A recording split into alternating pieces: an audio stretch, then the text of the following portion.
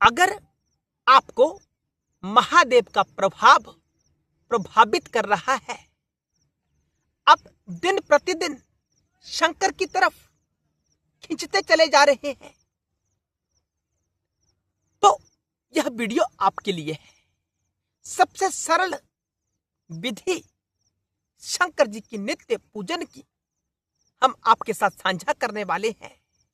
सावन का मास और शिव तत्व का ज्ञान, इससे बेहतर स्थिति आपके जीवन में कुछ नहीं होगी। हम शिव कृपा के योग से आपको कहना चाहते हैं।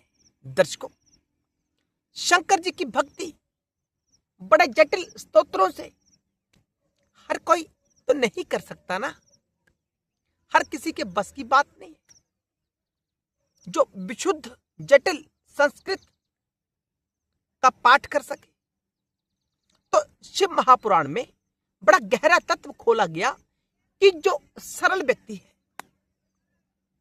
जो केवल एक सामान्य भाषा जानने वाला, जैसे हिंदी जानने वाले भारतवर्ष में लगभग सारे ही होते हैं, तो उनके लिए शिव महापुराण की कथा में कहा गया कि वो सबसे पहले आरंभ में सुनना शुरू करें।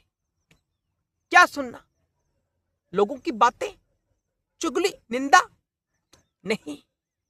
उन्होंने कहा कि सबसे पहले शंकर जी के नाम, गुण, लीलाओं और शिव की महिमा का वर्णन अपने कानों से सुनना आरंभ कर दें। आप शिव तेरा मेरा चैनल से हमेशा के लिए जुड़े हुए हैं, तो यह काम तो आप कर ही रहे हैं।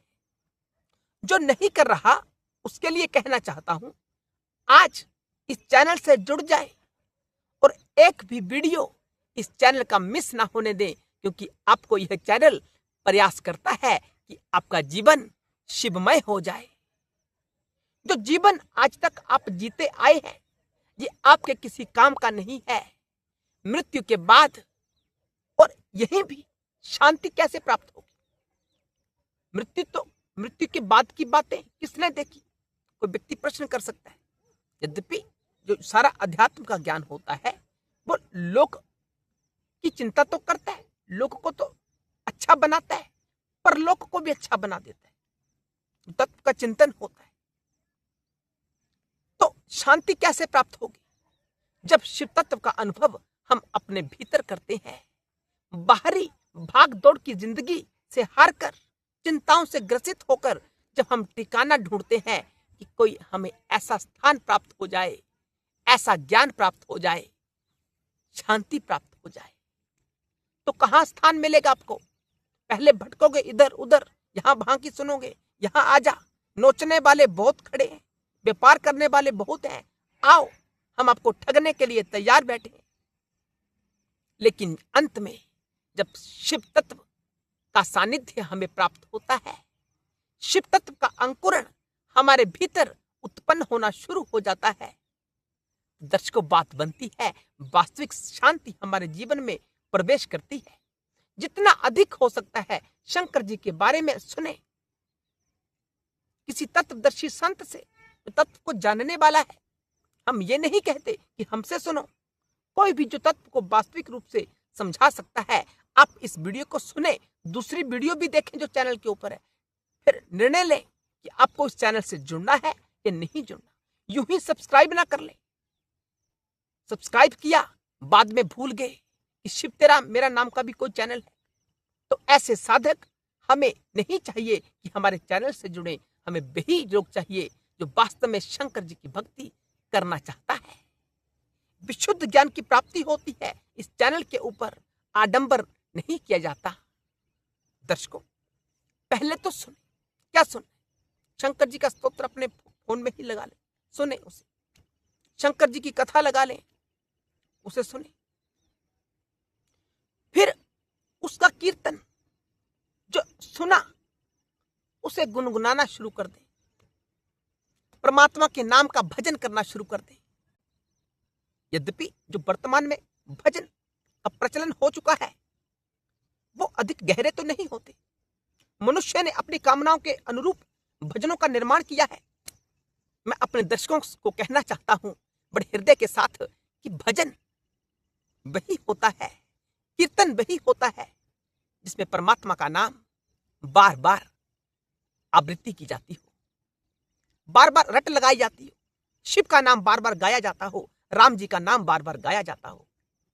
वही भजन यथार्थ रूप से भजन होता है, वही आपकी आध्यात्मिक उन्नति करवा सकता है। कोई पुराना भजन आप सुन सकते हैं, हाँ, आडंबर नहीं होता। वर्तमान में तो लोग अपने ढंग से लिख रहे हैं, फिर उसे म्यूजिक के साथ गा रहे हैं, मन को तो मोहने वाला है, लेकिन जो बीच में तत्व है वो नहीं होता कुछ भी। तो शंकर जी का कीर्तन करना आरंभ कर दें। जो सुना उसका कीर्तन आदत बना ले। अपना जीवन यूं नष्ट ना करें लोगों की बातें करने में, चगुली निंदा करने में। केवल शंकर जी का श्रवण करें, फिर कीर्तन करें। और जो तीसरा साधन बताया गया, मनन, सो भी रहे हैं, कोई ऑफिस का कार्य भी कर रहे हैं, खेती बाड़ी का काम कर रहे हैं, कुछ भी कर रहे हैं, जो जीवन में कुछ भी करते हैं, तो आपके भीतर वो शिव तत्व का ही चिंतन चलना चाहिए। जो आपने सुना, जिसका कीर्तन किया, अब उसका मनन चल रहा है, मन अनुसंधान कर रहा है, बार बार अंदर घुमा रहा है। अब प्रश्न उठता है कि जिसे सुनाई देता ना हो, बात समझ में आ रही है ना? कीर्तन यानी वाणी जिसकी काम ना करती हो, बोल ही नहीं पाता, गूंगा है। तो जिसने सुना नहीं और जिसने गाया नहीं, वाणी से कहा नहीं, वो चिंतन कैसे कर सकता है? ऐसे तो वो शिव की भक्ति कर ही नहीं सकता। दर्शकों, शिव तत्व के बारे में एक खुलासा और किया शिव ने स्वयं शिव महापुराण में कि जो सुन नहीं सकता, गा नहीं सकता, मनन नहीं कर सकता, वह स्थूल पूजन करे, शंकर जी के शिवलिंग की आराधना करे, शंकर की मूर्ति की आराधना करे। मूर्ति की तुलना में शिवलिंग आराधना श्रेष्ठ होती है, सर्वश्रेष्ठ होती है। अपनी यथाशक्ति इतना आप में समर्थ है, वैसी शिवलिंग की आराधना करे।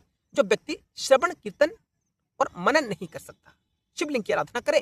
कभी दूसरी वीडियो में समझाएंगे कि शिवलिंग की आराधना कैसे करनी है, शिवलिंग कितने प्रकार का होता है, कैसे शिवलिंग की प्रतिष्ठा करनी है, आवश्यकता होगी या नहीं होगी, कौन कौन शिव की आराधना कर सकता है, शिवलिंग के ऊपर चढ़ा हुआ जो सामग्री है, निर्माल्य है, उसका उपभोग कौन कर सकता है, कौन नहीं कर सकता, कितना रहस्य छुपा हुआ है। वर्तमान में सोशल मीडिया के ऊपर कैसा भ्रम फैलाया जा रहा है और वास्तव में शिव महापुराण की कथा क्या कहती है।